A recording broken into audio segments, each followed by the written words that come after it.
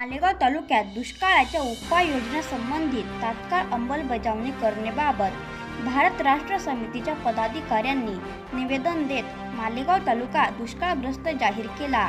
परंतु दुष्काळग्रस्त योजनेची अद्याप अनेक ठिकाणी अंमलबजावणी केली नाही। माणसांना पिण्याच्या पाण्याच्या सोयीसाठी ट्रॅक्टर चालू करावीत, जनावरांना चारा उपलब्ध करून द्यावा, सर्व बँकांची कर्ज वसुली थांबवावी। सदर योजनेची तात्काळ अंमलबजावणी न केल्यास माननीय नानासाहेब बच्छाव उत्तर महाराष्ट्र अध्यक्ष यांच्या नेतृत्वाखाली आपल्या अप्पर जिल्हाधिकारी कार्यालयासमोर आमरण उपोषणाला बसणार आहोत, याची शासनाने तात्काळ नोंद घ्यावी व वेळीच दुष्काळ सदृश गावात